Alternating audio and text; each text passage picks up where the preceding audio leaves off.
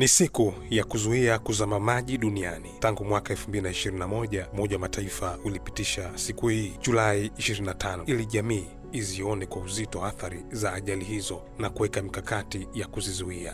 Kwa mujibu wa Umoja wa Mataifa, inakadiriwa watu 230,000 mpaka 300,000 duniani kote hupoteza maisha kwa kuzama kwenye maji, sawa na kusema lisali moja watu 30 wanapoteza maisha yao.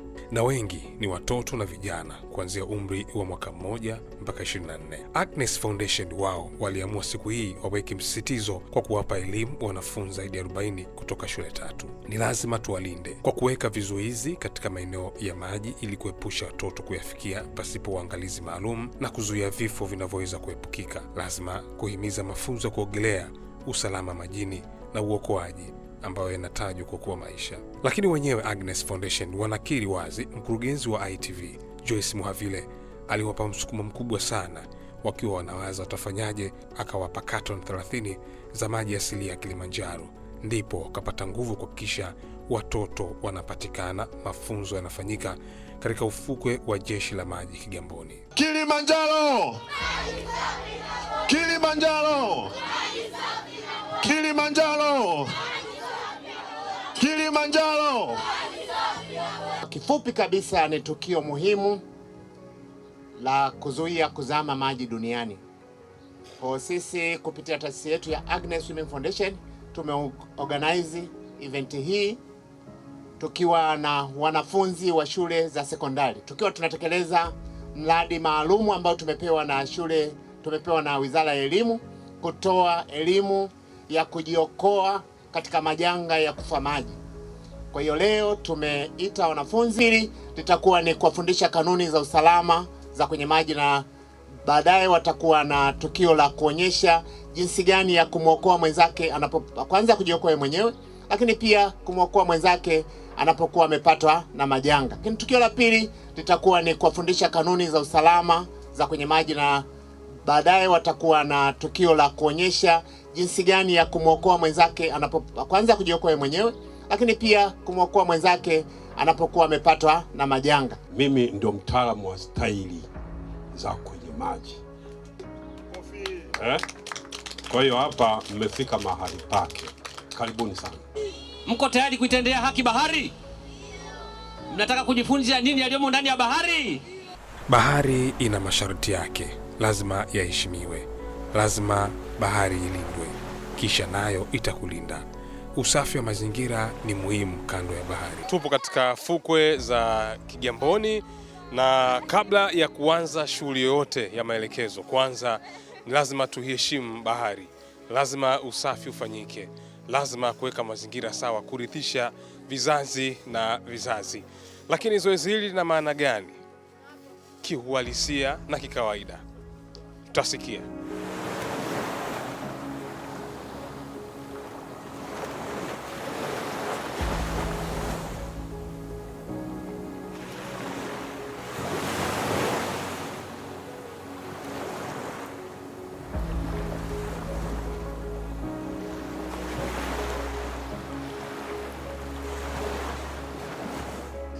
Hii ni sehemu ya programu yetu. Kama unafahamu kwamba sisi ni wadau wakubwa wa bahari, tunaheshimu kwamba bahari, maji kwa ujumla ni zawadi pekee ambayo Mwenyezi Mungu ametupatia mwanadamu.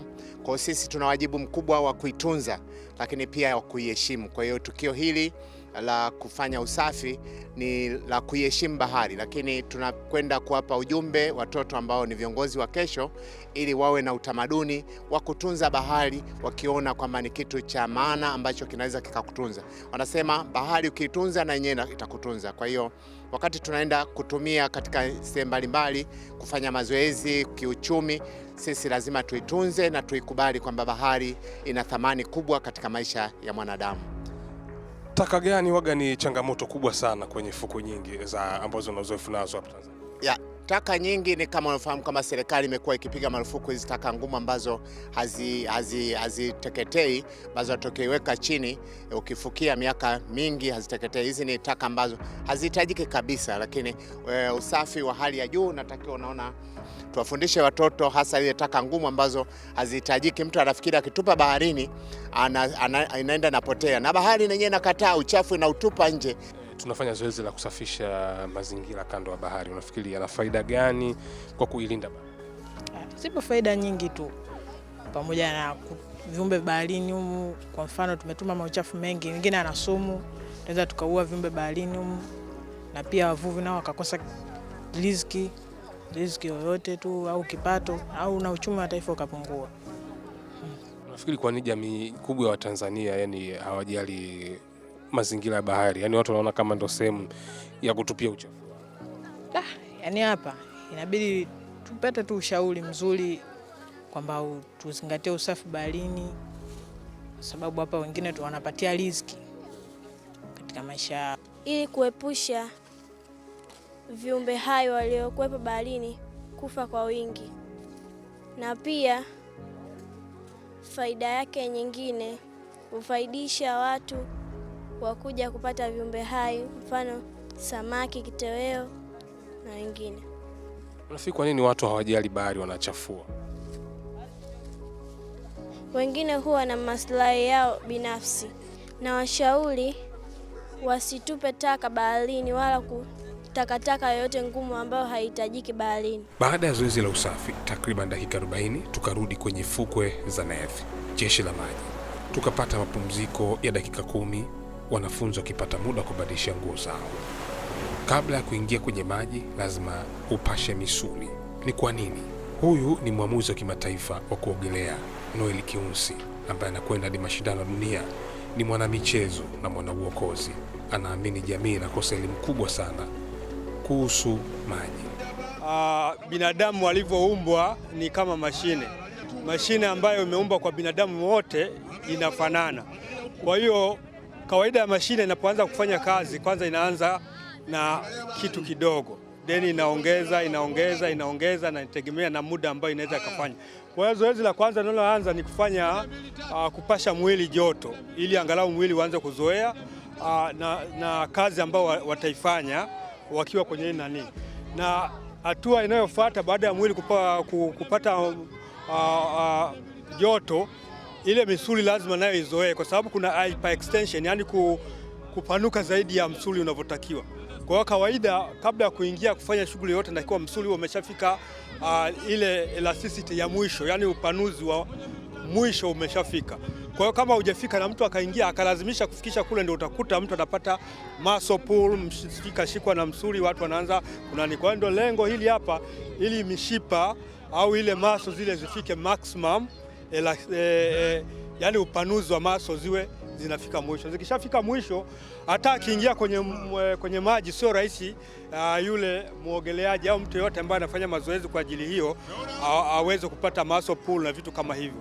Kwa hiyo hapa unapoona wanapata ile tisa joto la mwili lizoeleke waweze kuingia. Kisayansi, ukiingia bila kufanya ile zoezi utapata injuries nyingi, yani utapata matatizo mwingi ya kiafya.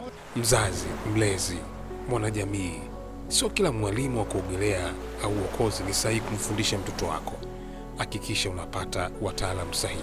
Imefika wakati ule muhimu sana, mafundisho mengi muhimu kwa watoto katika kuelea. Sasa hivi ukiona wameshaanza kufurahia maji, lakini kufundisha watoto au mtu yote ambaye kwa mara ya kwanza anaogelea sio jambo jepesi. Tuko na mtaalamu hapa, ataanza majina yake na atatueleza tahadhari gani anazingatia. Majina yako tafadhali. Naam, kwa majina naitwa Patrick Geoffrey Kimimba. Mimi ni muogeleaji wa zamani wa timu ya taifa, lakini kwa sasa Agnes Swimming Foundation nasimama kama training coordinator. Tukizungumzia tahadhari ambazo mwalimu unatakiwa uchukue katika mafunzo, cha kwanza unatakiwa kuzingatia usalama. Usalama utauzingatia kivipi? Unatakiwa ujue kwanza mazingira unayofundishia, je, ni salama? Kwa mfano mazingira yetu kama haya ya bahari, mengi sana yamekuwa yana vina vilivyo vya kutofautiana, lakini pia kuna vyanzo ambavyo vipo chini kama mawe, miamba ambayo inaweza kusababisha ajali. Sasa wewe kama mwalimu ni jukumu lako kujua kwanza mazingira haya ni salama, hayana hivyo vyanzo. Kwa mfano hapa tunapofundishia tayari tumeshajihakikishia kwamba mazingira yetu ni salama. Jambo la pili ni idadi ya wanafunzi ambao unaenda kuwafundisha. Kwa mfano, wewe mwalimu una wanafunzi 20. Uruhusiwi mwalimu kama mwalimu kufundisha wanafunzi 20 peke yako. Kwa sababu haya ni maji.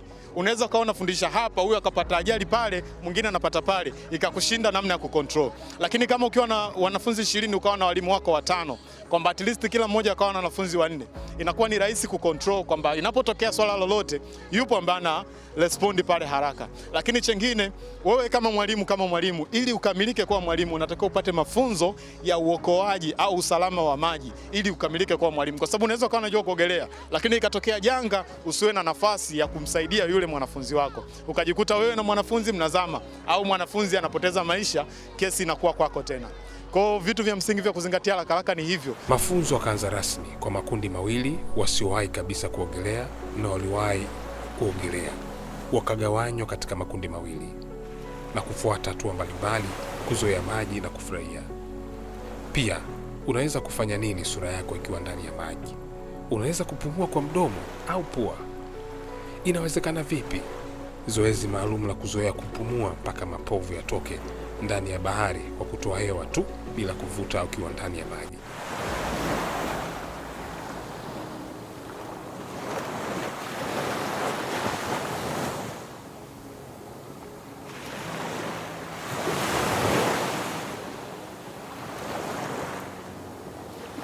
Ikafika hatua ya kujua Mwenyezi Mungu ametupa miili ambayo inaweza kufanya kazi kama viumbe vya baharini. Baada ya hapo, maajabu, wakaanza kujua kuelea na kusogeza miili yao juu ya maji. Ni maajabu.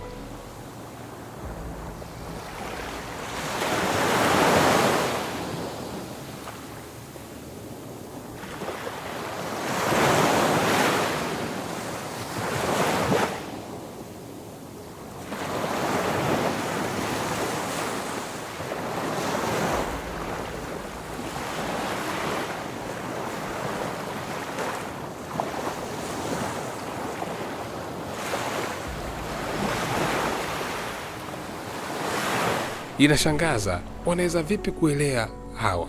Kumbe wenye tumbo kubwa na faida zao, ikiwemo kuelea kirahisi kuliko nyinyi ambao mnafurahia flat tummy ama six pack.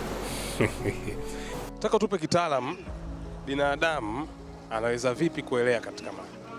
Asante ndugu mtangazaji. Kama unavyoona watoto wanaelea kwa maumbile, binadamu tunasema density yake iko chini ya 1, ambao tunasema maji tunaokunywa yana density 1, na haya maji tunaogelea na chumvi yana mchanganyiko wa madini mengi, yana calcium, yana salt, kwa wenyewe ni mazito zaidi. Kwa hiyo tunahesabu kitaalamu yana density 1.025.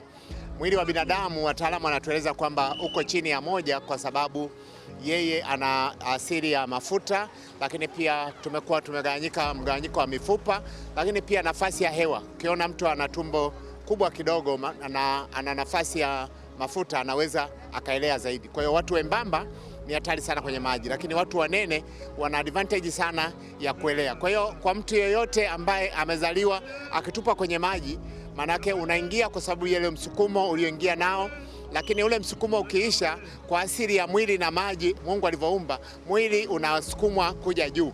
Kwa hiyo hiyo ndio asili ya kuelewa. Lakini kwa sababu binadamu haelewi, akiingia kwenye maji kitu cha kwanza ana panic. Akisha panic anapiga kelele. Kitendo cha kupiga kelele anatoa mchango muhimu kabisa ambao ni hewa. Akishatoa hewa anaruhusu maji yanachukua nafasi ya hewa, anaingia tumboni. Yakishaingia tumboni, kwa hiyo uzito wa mwili unaanza kuwa aidha uko sawa na maji au unakuwa zaidi ya maji, mwili unakuwa ni mzito zaidi, density yake inabadilika. Kwa hiyo badala ya kusafiri kuja juu, anakuwa sasa anasafiri chini, mwisho anakunywa maji, anakufa. Kwa hiyo mtu, kitu cha kwanza tunapokuja kwenye maji, lazima tumfundishe nadharia ya kwamba ajielewe kwamba yeye kwa maumbile density yake ni ndogo kuliko maji. Kuna hapo nimependa kidogo, kumbe ukiwa na tumbo kubwa pia na faida yake moja hapo ndo hii. Kwa nini sasa? Hebu tueleze hapo kwamba mtu mwenye tumbo kubwa yeye ni rahisi kuelea kuliko ni mtu ambaye ana mwili mwembamba. Yeye mtu mwenye tumbo kubwa ana nafasi ya hewa ambayo anachukua hewa nyingi tumboni. Kumbuka mchango mkubwa nimeeleza hapa ambao unasababisha binadamu aelee ni hewa ambayo unaivuta tumboni. Kwa hiyo ukiwa na tumbo kubwa manake hewa unaobeba ni nyingi ambayo inakusaidia kuwa boya. Naona, lakini sasa mtu mwingine akiwa mnene anasema mimi ndivyo mnene hivi, kumbe yeye ndo ana advantage kubwa sana. Kuna advantage kwenye kuelea na kuna advantage kwenye kutembea.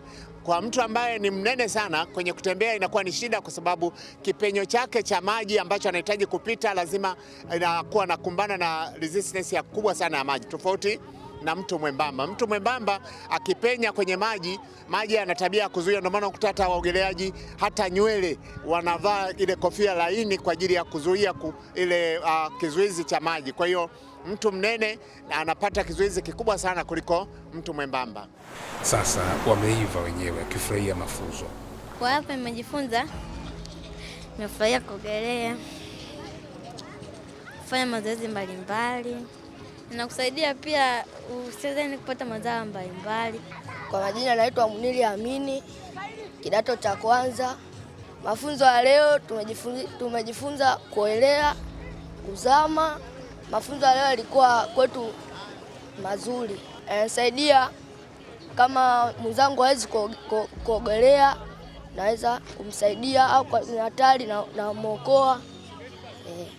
Dhima ya kuwa hapa ni kujifunza uokoaji. Uokoaji ni muhimu sana, lakini lazima uifahamu bahari. Bahari ina siri nyingi. Kuna kitu kinaitwa familiarization, kuzoea mazingira ya maji. Kwa hiyo familiarization ni pamoja na kujiweka sawa na mazingira halisi ya maji. Lazima ajue sehemu gani ni ndefu, na kama kuna maji kama ya baharini hayaonyeshi chini kuna kitu gani. Wakati mwingine kuna obstacles, kuna miiba, kuna miti, kuna mabaki ya vitu mbalimbali vya meli na nini. Kwa hivyo lazima ajue, hata sehemu anayoenda kuogelea lazima ajue usalama wake ni namba moja, kwamba eneo ninaloenda hapa lina nini. Tofauti na maji ya swimming pool, ukiangalia unaona mpaka chini, kama kuna shilingi unaiona, lakini tofauti na maji ya baharini. Kwa hiyo maji ya baharini, sehemu ambayo unajifunzia lazima iwe controlled, kwa maana kwamba iwe surveyed, imesafishwa, kama vile ambavyo zoezi la leo limefanyika kusafisha beach na nini. Lakini hata ndani ya maji kama ni lazima ifanyike. Mfano hii beach inajulikana wapi pana hatari na wapi hapana hatari, lakini kuna beach zingine hazijawahi kuguswa tangu kuumbwa kwa ulimwengu. Kwa hiyo beach kama zile zina hatari yake. Mtu anaweza akaingia akakuta kuna udongo, akaingia akazama moja kwa moja akakwama kwenye udongo. Kwa hiyo hivyo ni vitu vya msingi vya kujifunza. Pia lazima ajue baada ya kuwa amejua usalama wake, sasa jinsi gani ya kucontrol kupumua kwenye maji. Kichwa kinapokuwa kwenye maji kichwa kinapokuwa ndani ya maji afanye nini, na kichwa kinapokuwa juu ya maji afanye nini. Kwa maana ya kwamba vitu ambavyo vinatumika kupumua ni pua na mdomo. Kitu gani kifanye kwenye maji na kitu gani kifanye nje. Kwa hiyo kwenye maji kawaida lazima hewa itoke kwenye maji, na anapotoa kichwa juu lazima aingize hewa. Kwa ule mlolongo au ule msafara wa kupumua ni sawa na nchi kavu. Mtu anapotembea anaingiza hewa na kutoa. Kwa hiyo maji nako ni sawa. Kwa hiyo anapoingiza kwenye maji uwezi ukavuta hewa kwenye maji. Kwa hiyo ukivuta ina maana lazima unakunywa maji. Lazima unaingiza maji kwa kutumia pua kwa sababu umevuta. Kwa hiyo kwenye maji hewa inatolewa pap, na ukitoka nje sasa ndio unafumbua mdomo, unavuta hewa, ili hiyo hewa tena ukiingia kwenye maji unaitoa. Kwa hiyo ile mzunguko unakuwa unaendelea, mtu achoki na anafanya zoezi sehemu ndefu na muda mrefu. Na akishakuwa sasa konki, ndio hapo unakuta anaogelea kilomita 5, kilomita 10, kilomita 25, kilomita 42, kama sawa wanavyofanya watu wa riadha. Unaweza kufanya marathon na ukatoka hapa Tanzania bara, Dar es Salaam, ukaogelea mpaka Zanzibar, kwa sababu tayari unaweza kwa control movement ya mwili na kupumua ile hewa, ambacho ni kitu cha msingi. Hata ukichoka, kuna wakati unaweza kukaa ukapumzika, una gain nguvu, unaendelea na safari. Tunawashukuru sana watu wote wengine waliowezesha shughuli hizi kufanikiwa, hasa kwa namna ya pekee ITV, kwa sababu tumepata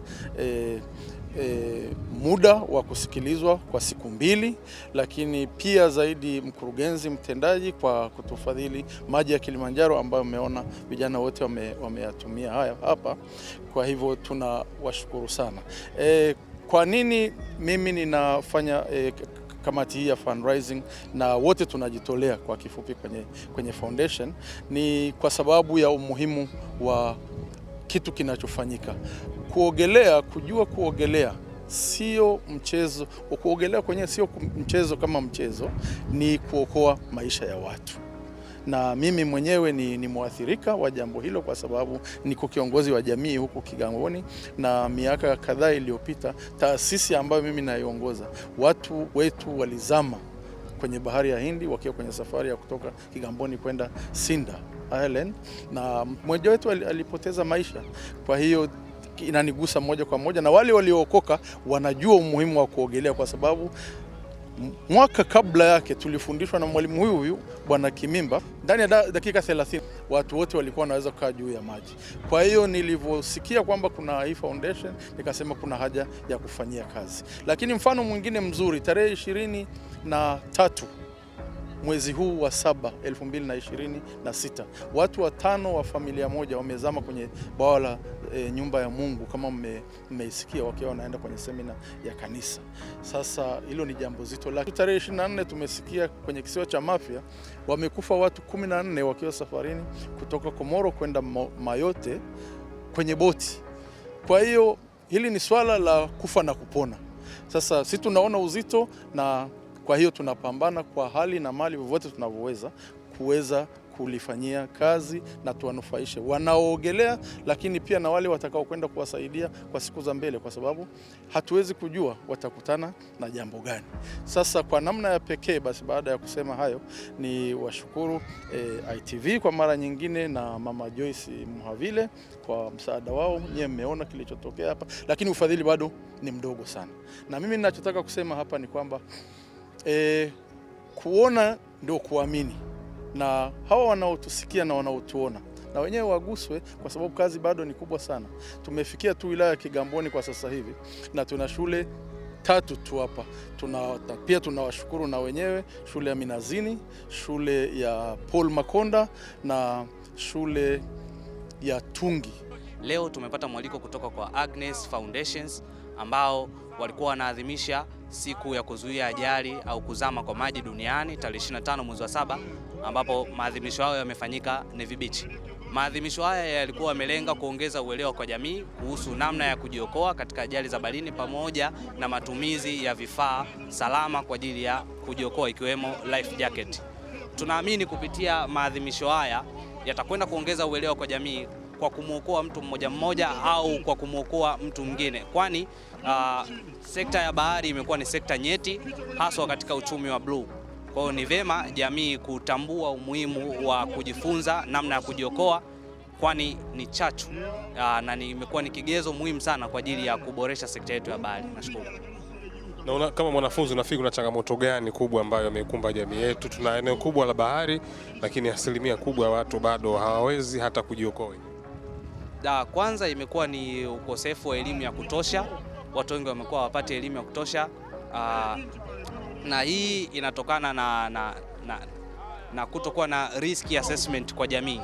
Jamii kwa ujumla inatakiwa kuwa kujifunza, kupata elimu kutoka kwenye mataasisi mbalimbali, kujua ni namna gani ya matumizi ya vifaa kwa ajili ya kujiokolea na kutambua mazingira salama, pamoja na kujua vizingiti au mamlaka husika imelenga wapi, kwamba watu waogelee wapi mpaka wapi, au katika shughuli za baharini watu wafike wapi mpaka wapi, kwani yapo maeneo ambayo yana hatari zaidi ambapo yanakuwa yameainishwa. Walimu wanaofundisha katika shule ambazo kuna wanafunzi lazima wavuke maji wanaamini siku ya leo ikahamasisha jamii nzima ya Watanzania kuzingatia mafunzo kama haya. Tumewaleta wanafunzi kwa ajili ya kuwapa basics kwa ajili ya kujifunza kuogelea. Ukiangalia wilaya yetu imezungukwa na maji, lakini pia ziko shule ambazo ili mtoto aweze kwenda shuleni ni lazima avuke maji. Kwa hiyo zipo faida ambao sisi tunaona zitawasaidia wanafunzi. Moja ikiwa ni kwa ajili ya kuwatengenezea kujiamini wanapokuwa kwenye maji.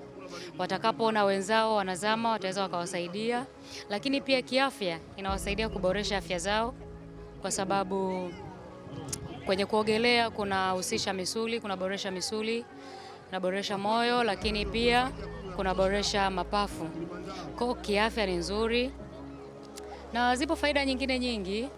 Of course ni ajira. Mfano, wapo watoto wetu ambao wamejifunza kuogelea katika hichi kituo na wamepata ajira, wengine wamepata ajira jeshini. Na tunategemea katika hili kundi ambalo tunalo hapa, wako ambao nao wanaendelea na courses, tuna imani na watakuja kupata ajira pia. Ni lazima kila mmoja aifahamu bahari vyema kwa kuitunza, lakini pia kuitumia, kwa sababu usafiri wa bahari ni moja ya usafiri muhimu duniani. Leo watoto wamepata elimu ya kujifunza namna ya kuogelea, kuelea, lakini pia kuweza kusaidia wenzake ama kujisaidia mwenyewe changamoto inapotokea.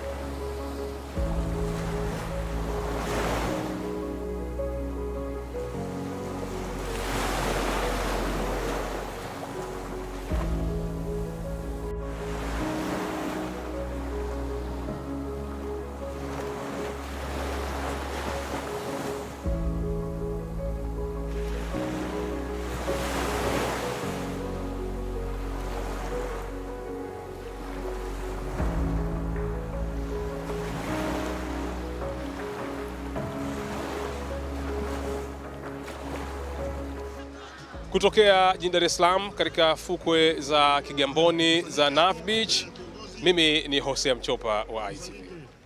ITV Superbrand Afrika Mashariki.